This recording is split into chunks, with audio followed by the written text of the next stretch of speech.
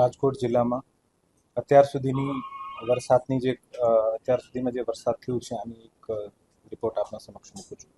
આપણા છેલ્લા 30 વર્ષોનો એનાલિસિસ કરીએ તો રાજકોટ જિલ્લાનું જે એવરેજ રેનફોલ છે આ 741 mm છે.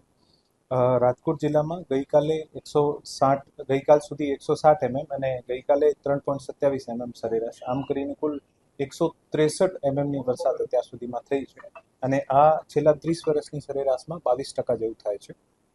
જિલ્લામાં સૌથી વધારે વરસાદ જે છે આ ધોરાજી તાલુકામાં જે આનું એન્યુઅલ રેનફોલ છે આનો 36% થયું છે અને જેતપુરમાં 25% થયું છે.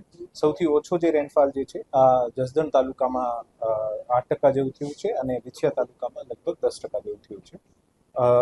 જિલ્લા વહીવટીતંત્ર દ્વારા ડિઝાસ્ટરના ભાગરૂપે તમામ મામલતદાર કચેરી, પ્રાંત કચેરી અને ફિલ્ડ ઓફિસર્સને ચોક્કસપણે મોનિટરિંગ કરવા માટે જણાવવામાં આવ્યું છે. આગામી 3 દિવસ સુધી રાજ્યના વિભિન્ન હિસ્સાઓમાં, ખાસ કરીને સાઉથ ગુજરાતમાં ફ્લેશ ફ્લડની પણ આગાહી કરવામાં આવી છે.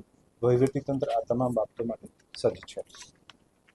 રાજકોટના તમામ 29 જેવા ડેમમાં પાણીની પરિસ્થિતિ વિશે જોતા તમામ ડેમોમાં કોઈ પણ ડેમ 100% ફૂલ નથી. હજી 2 ડેમના જે ગેટ્સ છે આ ખોલવામાં આવ્યા હતા. બાકી તમામ ડેમમાં 15%થી લઈને 75% સુધી જુદો ભરાવની સ્થિતિ છે અને તમામ ડેમ્સ ઉપર પણ ઇરિગેશન ડિપાર્ટમેન્ટ અને ડેમના જવાબદાર અધિકારીઓ દ્વારા મોનિટરિંગ કરવામાં આવે છે.